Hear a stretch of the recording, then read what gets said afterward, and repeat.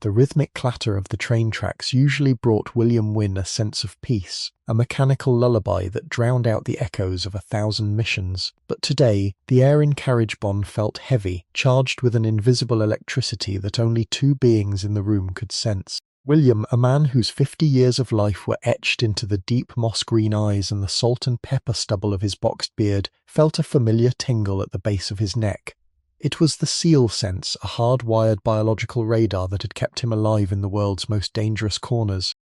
Beside him sat Smoky, a magnificent 30-kilogram cross between a German Shepherd and a Labrador. Smoky wasn't just a pet, he was a partner, his black and tan fur shimmering under the dim fluorescent lights of the commuter train. Usually, Smoky was the picture of discipline, sitting with a perfectly upright posture that mirrored his Master-S broad, muscular shoulders. But as the sliding doors hissed open at the next station, Smoky-S' intelligent dark brown eyes locked onto something or someone. His erect, pointed ears twitched and his long, strong muzzle wrinkled slightly. A young woman stepped into the carriage. She moved slowly, her hands gripping the handles of a lightweight wheelchair with practiced grace.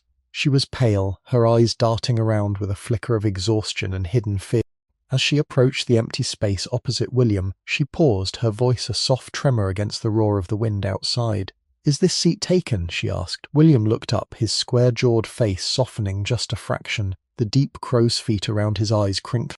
But before he could answer, Smoky did something he had never done in public. He shifted. He didn't bark, but his body moved into a rigid guard mode, his weight centering, his gaze fixed not on the girl, but on the shadow following closely behind her.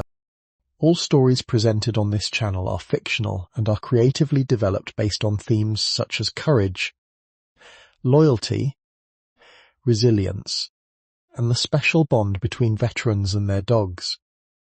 William nodded to the young woman, gesturing to the seat. "It's all yours, ma'am," he said, his voice a low, gravelly baritone that carried the weight of authority. As she settled in, William noticed the subtle details, the way her knuckles whitened as she gripped her armrests, and the way she capered glancing at the door she had just entered through. He adjusted his position, his powerful jawline tightening. He was a mountain of a man, his military buzz cut and deep forehead wrinkles giving him the appearance of a stone monument. Smoky was now a statue of redirected aggression. He wasn't looking at the girl, whom William now knew as Elena, but at a man who had just stepped into the carriage. The man was dressed in an expensive suit, but he moved with a predatory calculatedness that William recognized instantly. This wasn't a coincidence. Smoky-S nose was working overtime. He had caught a scent that triggered his tactical training, the scent of adrenaline, pheromones of intent, and something metallic. Before we continue with this heart-pounding encounter, if you believe in the incredible intuition of service dogs and the bravery of our veterans, please take a moment to hit that like button and subscribe to our channel. Your support helps us share these stories of loyalty and heroism with the world. William watched the stranger through the reflection in the window. The man's eyes were fixed on the back of Elena's head with an intensity that bordered on the obsessive. Smoky gave a low vibration-like huff, not a growl, but a signal. Threat identified. The seal in William was fully awake now. He reached down, his large weathered hand resting gently on Smoky-S head. It was a silent command, "Wait for my lead." The train accelerated, the landscape outside blurring into a grey smear of rain and concrete. Inside the cabin, the tension was thick enough to cut. Elena tried to pull a book from her bag, but her hands were shaking so violently that she nearly dropped it. William watched her, his moss-green eyes observing the micro-tremors. He had seen this before in people who were being hunted. "You okay, miss?" William asked quietly, his presence filling the space like a protective shield. He sat with his broad shoulders squared, a physical barrier between the girl and the man in the suit 3 rows back. Elena looked up, startled. She saw a man who looked like he had stepped off a recruitment poster for the elite, rugged skin, silver-streaked beard, and an aura of absolute stability. For a second, she looked like she wanted to scream for help, but she simply nodded, her voice barely a whisper. "Just a long day," she lied. Smoky wasn't buying it. The Labrador Shepherd mix leaned his weight against William-S' leg, his dark brown eyes never leaving the stranger. Smoky-S training had been rigorous. He could detect changes in heart rates and the subtle chemical shifts of fear. He knew Elena was terrified, and he knew the man behind her was the cause. The dog's long muzzle let out a soft whine, a tell that William knew meant the threat was escalating. The man in the suit had stood up. He wasn't looking for a seat, he was closing the distance. William shifted his feet, his heavy boots planting firmly on the floor. The peaceful commute was over. The mission had begun. The stranger in the suit moved with a false sense of casualness, swaying with the movement of the train. To anyone else, he looked like a businessman looking for the exit, but to William, every step was a tactical advancement. The man's eyes were cold, devoid of the warmth usually found in a fiancé or an ex-fiancé, as William suspected from the way Elena shrunk into her wheelchair. William didn't move an inch, but his muscles were coiled like a spring. He was 50, but he possessed the raw power of a man half his age, honed by decades of Navy SEAL operations. He felt the familiar rush of oxygen to his brain, his vision narrowing into a combat straw. He checked the exits, the locations of other passengers, and the proximity of the stranger. Elena, the man in the suit said, his voice slick and dangerously calm as he reached the row where they sat. Elena froze. Her breath hitched and she looked down at her lap, her face turning a ghostly shade of white. The man reached out a hand, intending to touch her shoulder, but he never made contact. In one fluid motion, Smoky stood up. The dog didn't lung, but he stepped into the aisle, blocking the path with his Bamikilo gam frame. His ears were pinned back slightly, and his intelligent eyes were now hard, cold, and unwavering. Smoky's upright posture made him look twice his size. He emitted a low, guttural sound that resonated in the floorboards, a warning that required no translation. The message was clear: touch her, and you deal with me. The man in the suit recoiled, his face contorting into a mask of irritation and slight fear. Move your dog, old man, he spat, directed at William. He tried to project dominance, but against William's square-jawed, immovable expression, it fell flat. William didn't blink. He sat there, his hands folded in his lap, looking every bit the retired warrior who had seen things much scarier than a man in a tailor-made suit. My dog is doing his job, William said, his voice as cold as a mountain stream. He doesn't like the way you re-standing. Honestly, neither do Mort. The deep forehead wrinkles on William's face cast shadows that made him look even more formidable. He stood up slowly, unfolding his tall muscular frame until he towered over the stranger. His broad shoulders blocked the light from the overhead lamp, casting the man in shadow. The stranger took a half step back, his hand darting toward the inside of his jacket. In an instant, William's hand moved not to strike, but to grip the man's wrist with the strength of a hydraulic press. I would do that, William whispered, his moss-green eyes burning with a fierce intensity.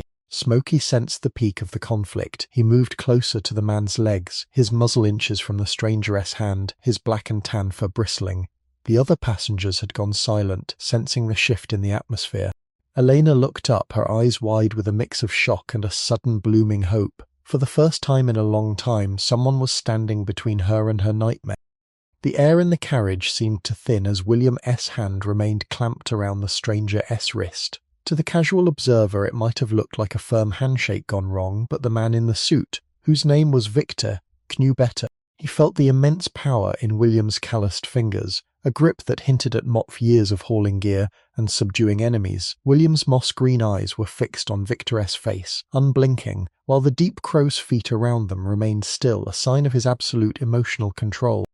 "Let go of me," Victor hissed, his face reddening as he struggled to maintain his composure. "You have no idea who Mot am or what you re-interfering with. This is a private matter between me and my fiancée."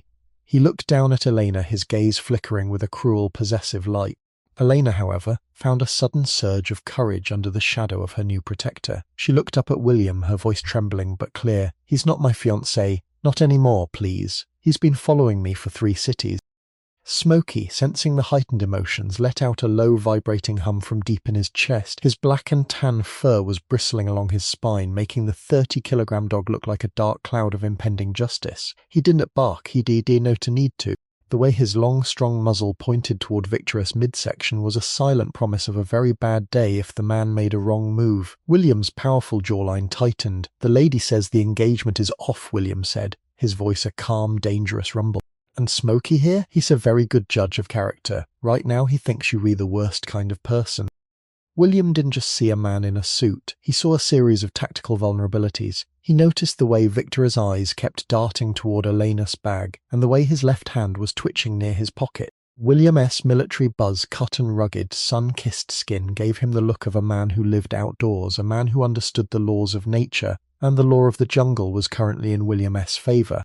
He shifted his weight, his broad shoulders blocking the aisle completely, creating a sanctuary for Elena in her wheelchair.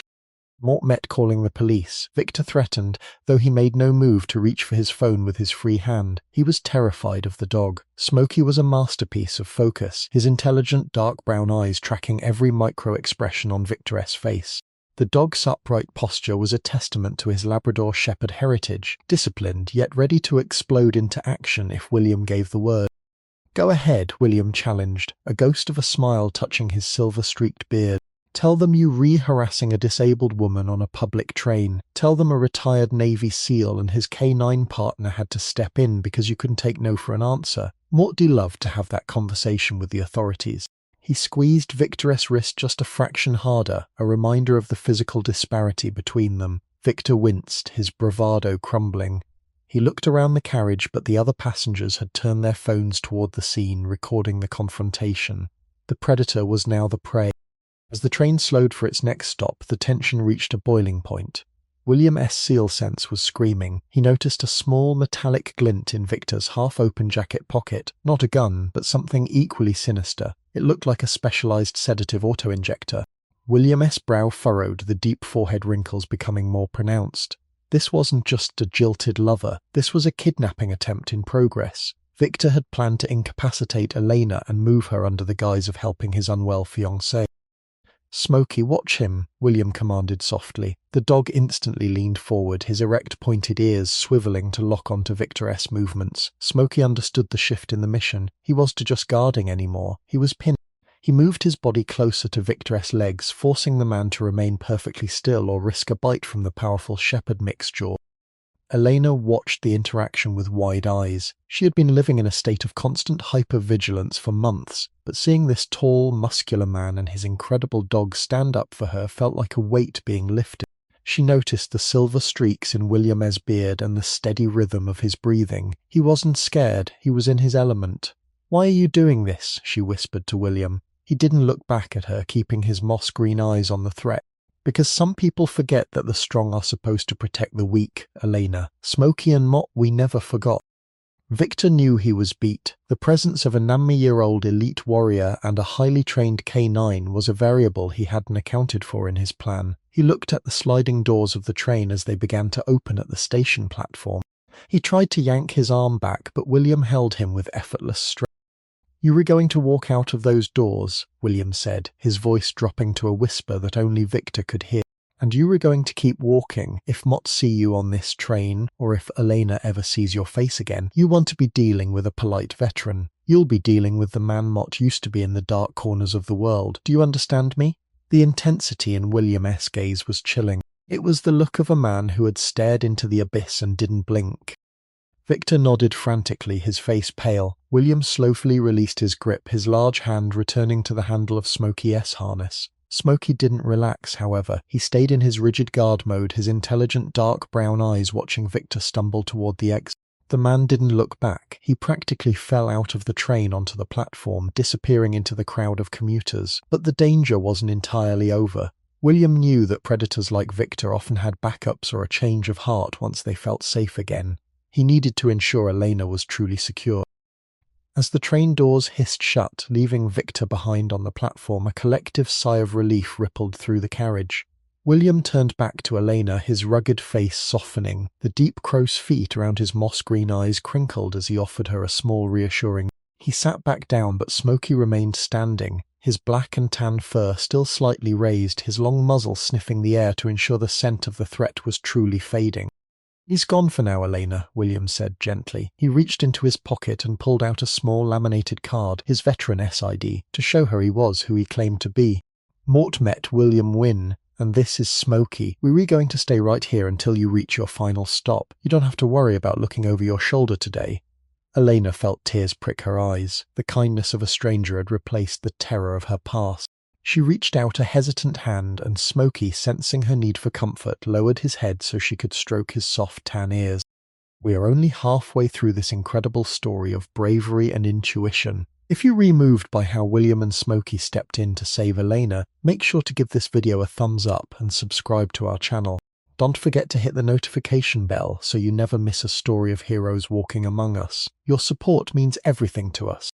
William watched the girl interact with his dog, his square-jawed face reflecting a sense of quiet satisfaction. He had spent his life fighting wars in distant lands, but sometimes the most important battles were the ones fought on a quiet afternoon train ride. However, as he looked out the window, he noticed something: a black sedan pulling out of the station parking lot following the train S path. The game wasn't over yet. The black sedan outside was just a coincidence. It was a predator pacing its prey. As the train hurtled toward the outskirts of the city, William Wynne kept his gaze fixed on the highway that ran parallel to the track. His deep moss-green eyes, framed by those heavy Crow-S feet, didn't miss a single detail. The sedan had tinted windows, but its aggressive lane changes told William everything he needed to know. Victor wasn't working alone, or at the very least he had resources William hadn't yet fully gauged.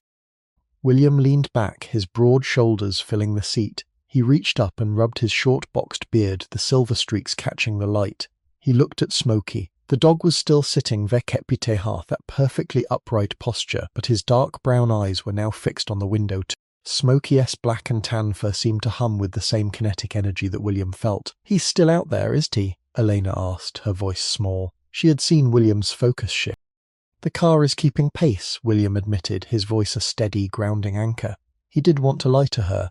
In his experience, the truth, no matter how grim, was easier to manage than a false sense of security. But a car is just a hunk of metal. It can't follow us into the station, and it certainly can't get past Smoky. He looked down at his dog, and Smoky let out a soft, confident woof, as if to confirm the statement. William's powerful jawline set into a grim line of determination. They were entering the final stretch. "He thinks Mott have it," Elena whispered, her hands finally ceasing their tremors as she stroked Smoky's head. William leaned in, his moss-green eyes showing a flash of curiosity. "Have what, Elena?" The girl took a deep breath. The evidence of his company as fraud. He didn't just want to marry me, he wanted to keep me quiet. When Mott broke it off and threatened to go to the authorities, his love turned into a hunt. William felt a surge of cold anger. He had fought in wars to protect people from bullies like Victor men, who used their power to silence the vulnerable. He adjusted his military buzz cut with a quick hand, his deep forehead wrinkles deepening. "You doing the right thing," William said firmly. "And today the hunt ends." Smoky seemed to sense the moral weight of the conversation. He placed his long muzzle on Elena's knee, offering a silent gesture of solidarity. William began to scan the carriage again. He knew the terminal was only 10 minutes away. In a large station, Victor would have the advantage of crowds and multiple exit points. William needed a plan that utilized his tactical training without turning the station into a battlefield. He looked at the wheelchair, then at the heavy doors. He was a 9-year-old seal, and while he could still move like a ghost, he had a balmy kilo-gam dog and a woman in a wheelchair to account for. He needed to be smarter than Victor, not just stronger. The train began to screech as the brakes engaged, the sparks flying outside the windows like tiny stars. The station was a massive vaulted structure of glass and steel, teeming with evening commuters. William stood up, his tall, muscular frame casting a long shadow over the aisle. He moved with the grace of a predator, his every movement calculated and efficient. He checked the time on his rugged watch, 3 minutes until the doors opened. "Elena, when we get off, Mort wants you to stay exactly 6 inches behind Smoky's tail," William commanded, his voice dropping into the tone he used during extraction missions. "Smoky is going to lead. He look clear a path. Mort look be right behind you, guarding your back." He checked the laces on his heavy boots, ensuring his footing was secure. His broad shoulders were squared, a literal human shield for the woman who had placed her life in his hands.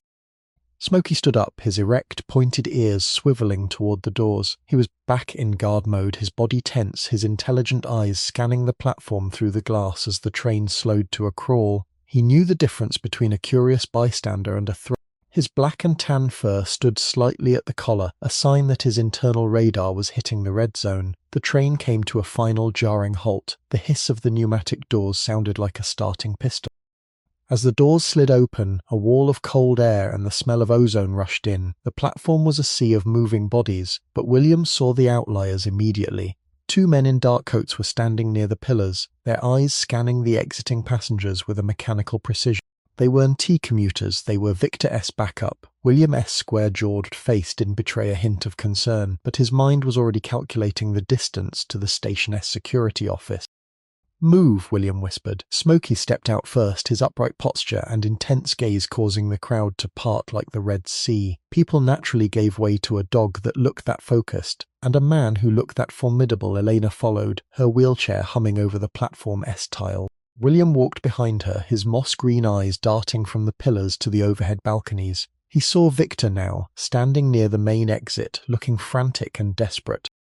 Victor spotted them. He gestured to the two men in the dark coats. They began to converge on Elena's position, moving through the crowd with practiced ease, but they hadn't accounted for Smoky. The dog stopped suddenly, his bamikilogam frame blocking the path of the first man. Smoky didn't growl, but he bared his teeth in a silent, terrifying display of potential. The man stopped in his tracks, his eyes widening. He looked up at William, who was staring him down with an expression of cold, military indifference. The standoff on the platform lasted only seconds, but it felt like an eternity. The first man tried to step around Smoky, but the dog mirrored his movement perfectly, his long muzzle never leaving the man's center of gravity. It was a masterclass in canine containment. Meanwhile, William had placed a hand on the second man's shoulder as he tried to approach Elena from the side. The man felt the power in William's broad shoulders and the crushing grip of his hand. "I would," William said, his voice a low, dangerous rumble that cut through the station S noise. "The police are already on their way. My dog has a camera on his harness, and you've all been recorded since the train stopped. You walk away now, or you explain yourselves to the officers in about 30 seconds. It was a tactical bluff. The camera was just a shiny piece of hardware on the harness. Hot in the heat of the moment, the men did want to take the risk." Victor, seeing his backup falter, began to retreat toward the exit, but he was too late. Two uniformed officers, alerted by the commotion and William's earlier silent signal to the conductor, were already closing in. The Predator S-plan had collapsed under the weight of a veteran's courage and a dog's loyalty. William stood there, his military buzz cut held high, his moss-green eyes watching as the threat was neutralized without a single shot being fired. Elena looked up at him, her face filled with a gratitude that words couldn't express. Smoky finally relaxed his guard, his tail giving a single happy thump against the station floor. The Station S atmosphere shifted from chaotic to controlled as the two uniformed officers bridged the gap. Victor, now trapped between the elite Navy SEAL and the approaching law, looked like a cornered animal. His hands were raised, but his eyes still darted around, looking for a crack in the perimeter. William Wynne didn't move an inch. He stood verkepte, his feet shoulder-width apart, his muscular build a pillar of stability. His moss-green eyes remained fixed on Victor, while the deep crow's feet at the corners of his eyes didn't twitch, a sign of the absolute focus he had maintained throughout the ordeal. Smoky, sensing the arrival of friendly reinforcements, transitioned from his aggressive stance to a watchful sit. His balmy kilogam frame remained perfectly upright, his black and tan fur shimmering under the station's high-intensity light. He looked up at William, then back at the officers, as if giving a report. He was following this woman, William said to the lead officer, his voice resonant and authoritative. "My dog flagged him 3 stations back. He attempted to use a sedative on her just before we docked." William's square-jawed face was a mask of cold professionalism, the kind that made the officers nod in immediate respect. They could tell this wasn't just any commuter, this was a man who knew the language of threat. As the officers led Victor away, his protests echoing through the vaulted ceiling, the heavy silence returned. Elena slumped back in her wheelchair, the adrenaline finally leaving her system, replaced by a wave of exhaustion. William reached down, his large sun-kissed hand resting gently on the handle of her chair. "It's over, Elena. He's not coming back tonight," he said, his gravelly voice softening. He looked down at her, the deep forehead wrinkles on his face softening as well. He wasn't just a warrior anymore, he was a guardian. Elena looked up at him, her eyes misty. "Mott did not think anyone would believe me," she whispered. "He has so much power, so much money. I thought Mott was alone in this." William gave her a small, knowing smile that crinkled the silver-streaked beard around his powerful jawline. "In my world, money doesn't mean a thing when you're refacing a partner like Smoky. Dogs don't care about bank accounts. They only care about what's in a person's heart," and Smoky smelled the rot in him from a mile away. Smoky let out a soft huff, his intelligent dark brown eyes looking at Elena Verkepte what could only be described as empathy. He knew the mission was a success. While waiting for the official report to be finalized in the Station S side office, Elena pulled a small silver flash drive from a hidden compartment in her wheelchair. Her hands were still slightly pale, but her grip was firm. This is why he was so desperate, she said, looking at the drive. It's everything. The offshore accounts, the safety violations, the bribes. He wasn't just losing a fiancée, he was losing his freedom. She looked at the drive, then at William. William understood the gravity of the situation. He had seen people kill for much less than a silver drive full of corporate secrets.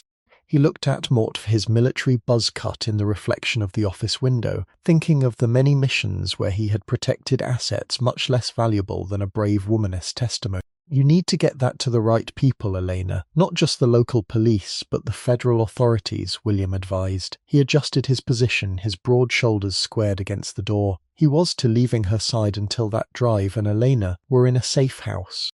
Smoky lay down at Elena's feet, his long muzzle resting on her footrest. He had completed his tactical job and now he was providing emotional support. The balmy kilogram Shepherd-Labrador mix was a master of both. He stayed in a down-stay position, but his erect, pointed ears were still swiveling toward the door, monitoring every footstep in the hallway. He was the silent sentry, a black and tan shadow that nothing could penetrate. The decision was made to transport Elena to a secure location under federal protection. As the black government SUV pulled up to the station's side entrance, William walked beside her wheelchair, his heavy boots echoing on the pavement. The rain had started to fall again, a light mist that clung to his rugged skin and the silver streaks in his beard. He looked like a man who belonged in the elements, a natural force of nature that had stepped into a modern-day nightmare to set things right. "Thank you, William," Elena said, as the federal agents prepared to help her into the vehicle. She reached out and took his hand. His palm was rough and calloused, but his grip was incredibly gentle. "Mott don't know where Mott'd be if you had been on that train. If is this seat taken?" had been answered by anyone else. William nodded, his moss-green eyes reflecting the city lights. "You were never alone, Elena. You just needed a little backup. And Smoky, he's the best backup there is." Smoky stood by the car door, his upright posture and intelligent gaze making the federal agents pause. They recognized a service dog of incredible caliber. Smoky waited until Elena was safely inside, then he stepped back, looking up at William for the next command. The bond between the 9-year-old SEAL and his Barme Kilogam partner was a silent, unbreakable tether. They had faced 1,000 storms together, and this was just one more mission marked as complete. As the SUV pulled away, disappearing into the neon-lit streets of the city, William Wynne stood on the sidewalk for a long moment. He felt the cold rain on his face, a sensation that reminded him he was alive and still capable of making a difference.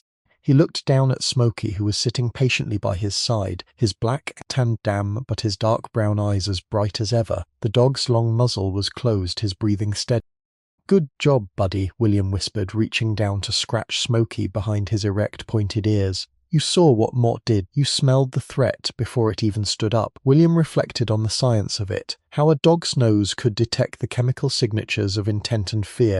But he also knew it was more than science. It was a soul-deep connection. Smoky was his eyes when his own were tired, and his heart when the world felt too cold. William turned and began to walk toward his own vehicle, his tall, muscular frame moving with a rhythmic, purposeful stride. The deep crow's feet around his eyes crinkled as he thought about the small victories in a world of giants. He was just a retired Navy SEAL with a dog. He was a reminder that courage doesn't always wear a uniform. Sometimes it has 4 legs and a wet nose. But as he reached his truck, his SEAL sense gave one final, faint tug. He looked back at the station one last time. There was still a lot of road ahead. The drive away from the station should have been the end of it, but for a man like William Wynne, the all-clear signal rarely felt like the truth. He steered his rugged pickup truck through the rain-slicked streets, his large hands steady on the wheel. Beside him in the passenger seat, Smoky sat vekepite at his usual perfectly upright posture. The dog's black and tan fur was drying, and his intelligent dark brown eyes were fixed on the side mirror. William watched the reflection too, his moss-green eyes narrowing. A set of headlights had been following them for 3 miles, maintaining a tactical distance that was too consistent to be a coincidence. William's square-jawed face remained calm, but the deep forehead wrinkles moved as he calculated his route. He wasn't going home. Not yet. He wouldn't lead a potential threat to his sanctuary. He adjusted his military buzz cut with a quick, reflexive brush of his hand. "They persistent, aren't they, Smoky?" he muttered. The dog responded with a low, inquisitive tilt of his head, his erect, pointed ears twitching toward the back window. William knew the type behind them. They weren't the panicked amateurs Victor had hired at the station. These were professional cleaners, the kind of men corporate entities sent when their secrets were at risk of being leaked by a silver flash drive. As he drove, William's mind flickered back to the dusty plains of the Middle East where he had first met Smoky. It was a memory that often surfaced when the stakes were high. Smoky hadn't been a standard-issue K9, he was a foundling, a cross between a German Shepherd and a Labrador that William had rescued from a collapsed building. In return, Smoky had saved William's life more times than he could count. The dog's ability to detect explosives was legendary, but his ability to read human intent was what made him a miracle. William looked at his Ove Kepner reflection in the rearview mirror. The deep crow's feet, the silver-streaked black beard, and the sun-kissed, rugged skin of a man who had lived 3 lifetimes. He was 50 now, and while his muscular build remained, his soul was tired of the shadow. Yet looking at Smoky, he felt a surge of renewed purpose. The dog wasn't just a bummy kilogram partner, he was William's moral compass. When Smoky shifted into guard mode, it wasn't just about physical defense, it was about standing for Vekep Hatate was right. The car behind them accelerated, its headlights flashing in a silent challenge. William shifted gears, his powerful jawline tightening. The cleaners wanted a confrontation, they were about to get one on his terms. William pulled the truck into the parking lot of a brightly lit Jaime 2-hour diner. It was a tactical choice, high visibility, plenty of witnesses and multiple exits. He stepped out of the truck, his tall frame unfolding with a grace that belied his age. His broad shoulders were squared and his heavy boots crunched on the gravel. Smoky hopped out beside him, instantly taking a position at William's left heel. The dog's long, strong muzzle was slightly parted, his breathing rhythmic and controlled. The silver car pulled in 3 spaces away. A man stepped out, dressed not in a suit but in a tactical windbreaker. He looked like a private security contractor. He didn't approach aggressively. Instead, he held up his hands in a gesture of peace. But William wasn't buying it. He saw the way the man's eyes scanned for Smoky's position. "Mr. Wynne," the man called out, his voice smooth and rehearsed. "We don't want any trouble. We just want to discuss the safe return of some company property that the young lady might have mistakenly taken." William didn't move. He stood like a statue of granite, his moss-green eyes burning with a fierce, silent intensity. The man, who introduced himself as Marcus, walked closer, stopping exactly 6 feet away outside of Smoky's strike zone. He pulled out a leather checkbook. $100,000, Marcus said, his tone conversational. "That's what it's worth to my employers for you to simply drive away. You've done your good deed for the day, Captain. Let the professionals handle the rest of Elena's paperwork." William looked at the checkbook, then at Marcus. A slow, cold smile spread across his rugged face, highlighting the deep forehead wrinkle. "You've got the wrong rank and the wrong man," William said, his gravelly voice echoing in the quiet parking lot, "and you definitely have the wrong dog." At the mention of his name, Smoky's posture became even more rigid. He didn't growl, but he fixed Marcus with a stare so intense it made the younger man visibly flinch. The silver streaks in William's beard caught the diner's neon light as he stepped forward, closing the gap. "Elena under federal protection now. That drive is already being decrypted. Your employers aren't looking for a deal, they're re-looking for a hole to crawl into. Might suggest you find one too." Marcus' face soured, the mask of politeness slipping to reveal a predatory sneer. He reached for a device on his belt, but before he could even unclip it, Smoky was in motion. The dog didn't attack. He performed a flanking maneuver, circling Marcus Vekepte at lightning speed and barking a single deafening command. The distraction worked perfectly. In that split second, William grabbed Marcus's wrist and twisted it just enough to force him to drop a small black GPS jammer. "You were trying to block the federal escort signal, weren't you?" William asked, his voice a dangerous whisper. He crushed the device under the heel of his boot. "You not here to talk. You here to facilitate a snatch and grab. But you forgot one thing." William pointed toward the diner's roof, where a security camera was pointed directly at them. "Mort called the local sheriff the moment Mort saw your headlights. They were about 2 minutes out, and unlike me, they don't have Smoky to keep them calm."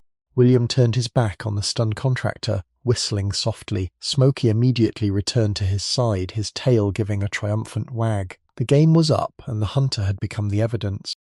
The blue and red lights of the sheriff's cruisers began to paint the rainy pavement in rhythmic flashes, turning the diner parking lot into a stage for the final act.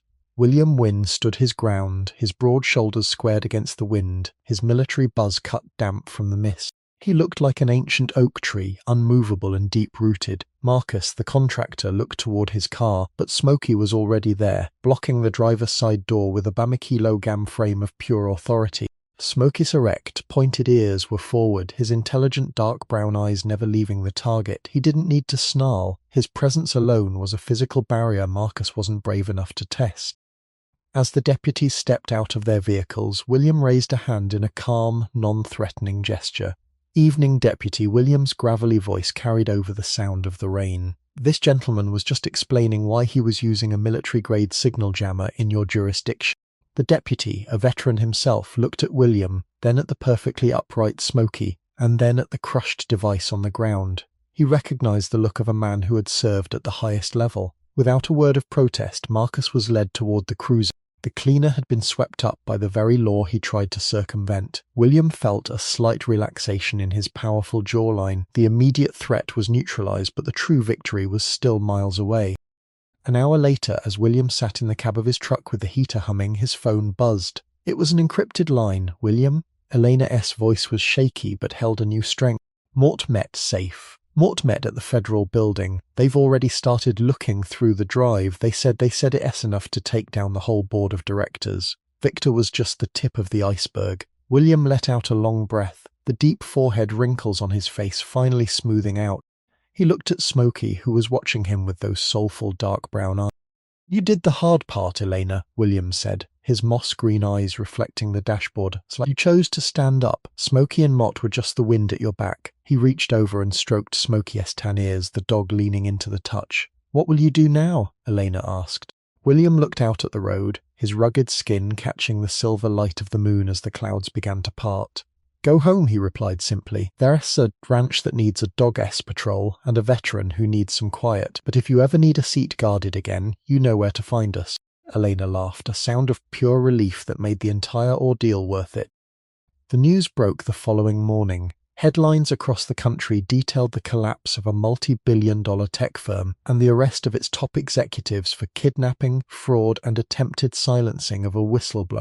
There was no mention of a 90-year-old Navy SEAL or a balmy-kilogam Shepherd-Labrador mix in the papers, and that was exactly how William wanted it. He sat on the porch of his quiet ranch house, his salt-and-pepper beard catching the morning sun. He didn't need fame.